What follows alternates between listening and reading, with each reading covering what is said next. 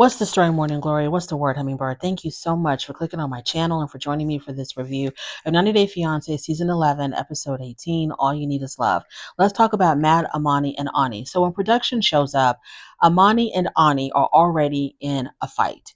So it's their last morning in Mexico. They're packing up their bags, getting ready to go to the airport. Anie is supposed to return back to Tijuana. Matt and Amani, of course, are going back to California. So for whatever reason, this fight breaks out. Anie has accused Amani of trying to control her with money.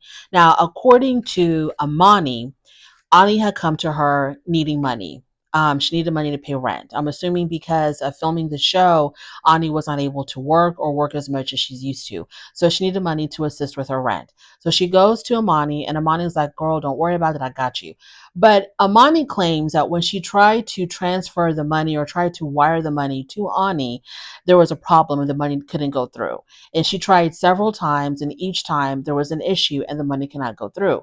So Amani was like, you know what, I'll just go back to California and figure out what happened, contact my bank and see what else do I need to do. But according to Anie, she believes that Amani purposely did not send the money because she's upset. Amani's upset that Anie chose Matt to marry instead of her. I tend to believe Anie in this situation because Amani didn't have an issue any other time sending money over to Anie. It wasn't until Anie makes her decision of who she wants to marry, all of a sudden she's having all these issues with wiring money to Anie. So I do believe Anie when she says that because Amani is mad, now she's going to stop giving me money. I totally do believe that.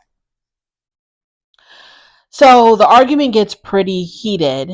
And like I said, Anie accuses Amani of trying to control her with money. And Amani goes off on her. Amani begins to shame her for being a stripper, which I thought was a very low blow on Amani's part because you met her in a strip club. You wanted to integrate this stripper into your family. You were willing to divorce your husband for this stripper. Now, because she's calling you out on your funny ways, now all of a sudden, I would never do what you do. I would never take my clothes off for money like you. All of a sudden now it's a problem that she's a stripper. The stripper that you chose, the stripper that you spent all this money on supporting her, all this money on coming to see her and spend time with her here in Mexico, trying to woo her and convince her to marry you and your husband so y'all can start this new life as a family in California. Now all of a sudden you're having a problem that she's a stripper. That was just really hypocritical and really disgusting of Amani to do that. I was really like, girl, you are so wrong for that. You are so wrong for that. To try to use what attracted you to her, now you're going to try to use that against her. That was just so tacky. So Anie is also worried that if she does end up moving to the United States with Matt and Amani, because she won't be able to work for a very long time, she's worried that Amani is going to be extremely controlling, that, she's going to be so dependent on Amani, and Amani is going to treat her how she treats Anie is going to depend on whatever mood she's in, because we've noticed that Amani, her moods are drastic. One minute she's yelling and cursing somebody out. The next minute she's crying. The next minute she's saying she's sorry and she wants to patch things up. Her moods are very erratic. And so Anie is like really thinking twice about starting this new life in America with Matt and Amani, because she's like, you know what? I don't know if I really want to spend the rest of my life with this crazy person.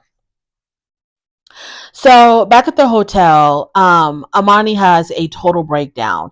She tells Matt that Anie only wants him and not her, and that she loves her so much and she doesn't understand why Anie doesn't love her as much as she loves Matt, etc., etc. Now, after all of these dramatics, these people have to get into the same Uber to go to the airport. So they all get into the Uber, they get to the airport, they're at the parking lot, and they're unloading the car, and Amani is attempting to apologize to Anie. So she does her little speech about, I'm sorry that you don't love me as much as you love Matt. I'm sorry that there's something wrong with me and you don't like me. But, I just want things to be better between us. And I'm just really sorry for how things turned out. Like one of those backhanded, insincere, passive aggressive type of apologies. And while she's trying to apologize apologize to Anie. Anie's busy trying to unload her stuff and get the hell out of there. And Amani gets offended and she's like, why don't you look at me when I'm talking to you? And Anie tells her, I don't have, no, I'm sorry, but I'm over the drama. I don't want any more drama with you. So Amani attempts to hug Anie, and Anie didn't reciprocate the hug. Anie turns around and her and Matt hug each other. Next thing you know, Anie's gone. She's out of there. Now Amani's going to pretend to be so confused, like she doesn't understand why Anie was so cold to her, like it had nothing to do with the fact that you just 5 minutes ago you were shaming her for her profession, making her feel beneath you, um, acting like you can't transfer money over to her when every other time you had no issue transferring money over to her. When things were good, when you felt like you had her in your back pocket, you had no issue transferring money to her. The moment that she makes a decision for herself that is against what you would have wanted, now all of a sudden the banks aren't working and the money can't go through. So Amani is extremely immature, in my personal opinion. I think she's very immature, and I think that Matt coddles her. I think he coddles her. He feeds into her deranged behavior. But the thing is, if Amani faces any kind of backlash from the public, I'm pretty sure her response is going to be that, oh, y'all, it's just a show. Y'all are taking it too seriously. This is just for TV. It's not really like that. Or it's going to be, well, that's just how it was edited, but that's not how it really went down. And that's just how they edited me. It's going to be some stupid excuse, and it's going to be her not taking any accountability for her behavior. Amani is extremely immature. She does not act like a full-grown adult woman. Her emotions are all over the place. She cries at the drop of a dime over practically nothing. You're the one that created this. I'm pretty sure she was pushing this polyamory thing more than Matt was. So you go to Tijuana, you find a stripper, you want to marry the stripper, and you feel like you can control her with your, I really do believe that Amani thinks that she can control Anie with her money. And when Anie fights back, then all of a sudden Amani is, calling her everything but a child of God and trying to disrespect her and trying to make her feel like, she's absolute garbage. So I need Anie to rethink this whole entire situation and consider leaving these people alone. Moving on to Shawn and Aaliyah. So after they got married, we find out that they didn't even sleep in the same room. They slept in separate rooms. Yeah, Shawn is pissed. So the two of them go somewhere to talk, and Shawn tells Aaliyah that she took all of the joy out of their wedding day. Let's see if that's an appropriate statement. Let me really think about it. Aaliyah was 2 hours late. His mother was injured. The guests were waiting. It was extremely hot. There was no communication really between Aaliyah and Shawn, because I'm pretty sure that at some point Aaliyah could have been like, okay, I'm trying to go as fast as I can. I'll be there. I'm trying to, there could have been some type of communication, but there was no communication between them. I don't understand why. I don't understand why Shawn had to go to where Aaliyah was. He had to leave the wedding venue to go to where Aaliyah was to confront her about being late and dragging her feet. Like, why couldn't that have been a phone call? Like, I didn't understand. So I'm going to have to agree with Shawn. I'm going to have to agree with Shawn that yes, Aaliyah took all the joy out of their wedding day, because she wasn't facing what he had to face. He had to try to placate his guests. He had to worry about his mom, so yeah, I do think that she did take the joy out of it, because she did, the fact that she wasn't even willing to communicate. Like, I didn't understand that at all. I didn't understand that at all. So he tells her that, and then Shawn questions why Aaliyah didn't try to contact him after she found out that his mom fell. I also wondered that as well when they showed us that scene. After her friend told her that Shawn's mom had fallen and was injured, Aaliyah didn't even try to get the phone to try to call Shawn and figure out exactly what happened. Do you have to go to the hospital? Do we have to postpone the wedding? Like, what's going on? She was just like, oh, okay. So she told Shawn the reason why she didn't reach out to him was because she said she was frozen. She was just frozen. Okay, Aaliyah. So Shawn tells her that, I think you're selfish. I think you're very, very selfish. And he tells her that I'm a very generous person. I will give you the moon and the stars. But as soon as I feel like I'm being taken advantage of, I'm done. I'm going to remove myself from the situation. And then he gets up and he leaves. He walks away. I don't think this relationship is going to last. I don't think it's going to last for so many reasons. There's like a plethora of reasons.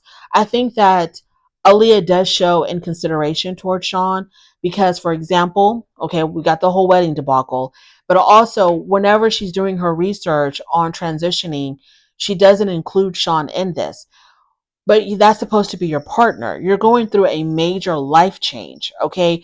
A huge life change, transitioning from male to female, and you won't even consult with your partner or have conversations with them about the research that you're doing, the information that you're finding out, what you plan to do next.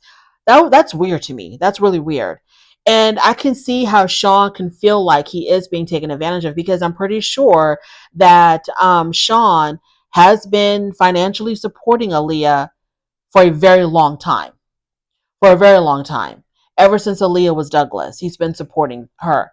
So I can see now the fact that, she took her sweet time at the wedding, wasn't considering the guest, wasn't considering his mom, wasn't considering him at all. After he had told her that morning, I need you to be on time. If no other time in your life, today's the day that you need to be on time.